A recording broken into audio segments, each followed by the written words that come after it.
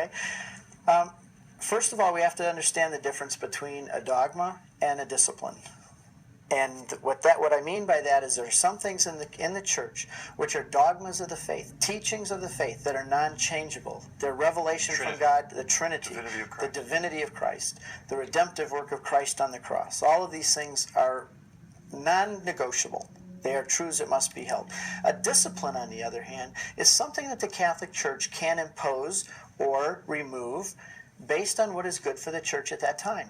And that authority is given to the church when Peter was given the keys, and what he bound on earth would be ratified in heaven. That's what it means, ratified. And what he loosed on earth would be ratified in heaven. So the church has been given the authority to make legislative and judicial decisions regarding the faithful. And these are called disciplines. And the thing of celibacy, the issue of celibacy, is not a dogma of the faith. It is a discipline that has been imposed upon the church for as long as the church feels it's necessary for the good of the church.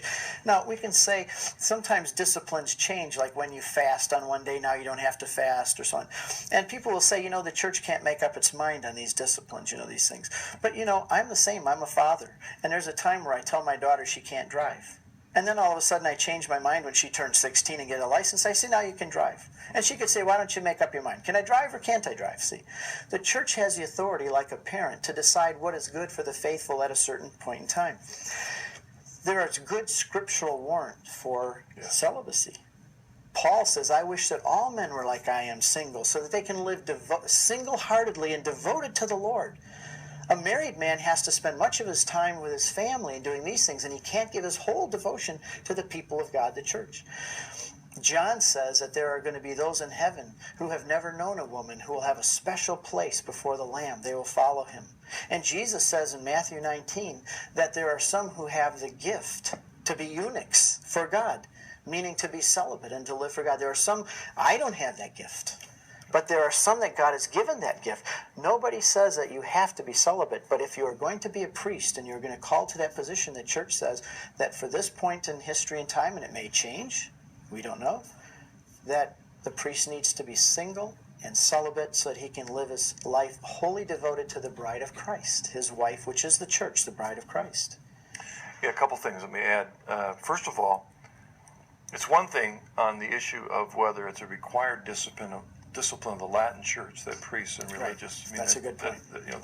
But we recognize that the practice of celibacy as a choice of one's vocation, as a part of one's vocation in religious life, goes back to the beginning. We have evidence of this in the Eastern Orthodox Church. We have it in the Latin Church. It goes all the way back. Whether it was required for all priests at one time or the other, whether it could be married priests also, is another issue. But the reality is that the tradition of celibacy as a vocation goes all the way back. It does. And we see that in the early fathers. It's always there. It goes back, and what we see in the earliest writings that justified this, and one of the earliest comes from the 2nd or 3rd century, a small synod of bishops in Africa, when they're dealing with an issue related to this. I mean, this is a long time ago, and this is the earliest of the fathers. They are saying that the reason they recognize this practice of celibacy, or continence, they called that at the time, is because they believed it was an apostolic tradition. That's right. It was tracing it back to the teachings of the apostles. Right.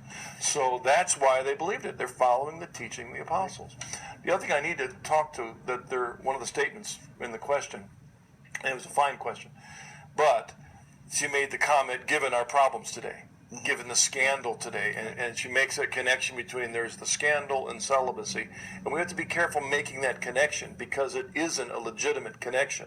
It's not as if the reason we have the scandal is because we've imposed a celibacy, because the reality is, the sad reality is, that the problem that we're struggling with in this scandal of our crazy society today is just as prevalent in all other areas of life. That's right. Single or married. And I know from the world, the Protestant world that I came from, that the problem exists there in even a higher percentage, sadly. Yes, and here we're dealing with married clergy, and yet and I know of many situations that I can personally attest to, that married Protestant clergy also have many of the same problems, and I think from what I've understood, even the percentages are higher.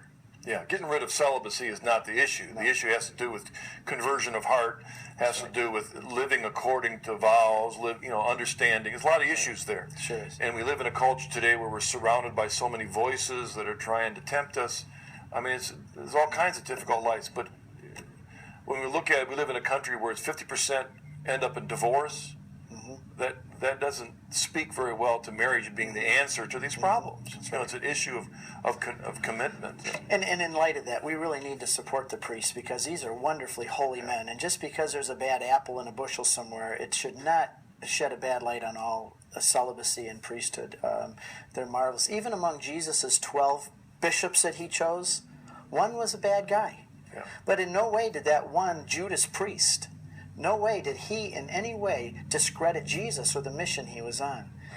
And when there was a bad one, he was eliminated. A new one was brought on, Matthias. And in no way does a bad priest every once in a while give a bad light to the priesthood or celibacy. All right, let's take this next